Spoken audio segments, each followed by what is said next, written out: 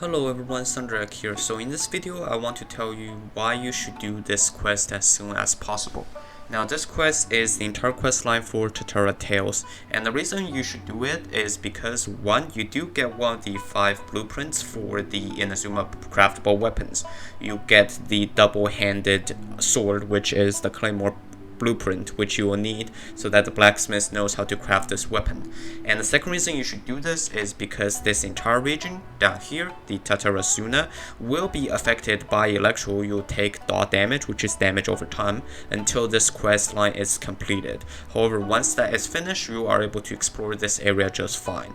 That might not seem very bad for any of you that doesn't explore this area. However, trust me, when you start to need Nakuweeds for either world quests or ascension for Yoimiya, or you need to explore this area for oculi or treasures and stuff like that, it's gonna be very painful. This is also the area with the highest concentration of the electro beetles, the purple beetles you can grab, which you will need for the electro compass.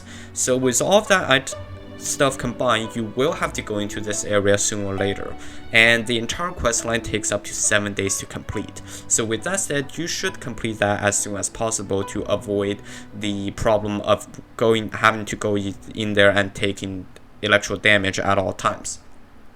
Now, later I'll be showing you from the perspective of one of my friends' account who have already completed this. For me personally, I still have 2 more days to go. Basically, that's what happened to me. And then, to avoid the same situation happening to you guys, because I was grinding Inazuma content crazy, but I never really wanted to touch this area because I'm taking damage at all times, so I need to bring a healer. Then to avoid that happening with you guys, that's why I want to share this with you guys so everyone can finish this part first before you do that. Now you can accept this quest from this dude right here. You will be forced to accept this quest when you walk near him because he will be arguing with a Shrine Maiden, who is a temporary NPC for standing around here. And once this happens, the Shrine Maiden will disappear. For the rest of the quest, you will be interacting with an NPC whose name is, I believe, Xavier. He is non-local to Inazuma, and he is normally just behind this house down here, which I will show you really fast.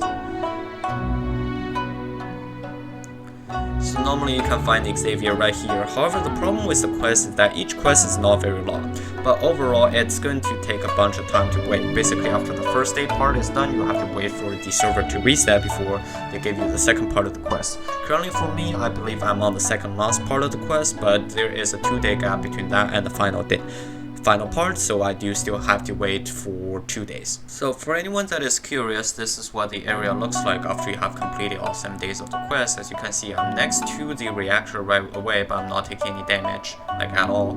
And everything under there still looks fine, but again, everything still looks like normal, you still have all these stuff, but I no longer take damage when I'm in this area. Now, of course, still beware of those crystals, because you still take damage from them, but overall, it makes for a much nicer experience when you're going around this area, either for collecting Nakuweeds or for any other needs. So that's all I have for you today. Thank you very much for watching. If you like the content, please consider subscribing. Thank you and have a nice day.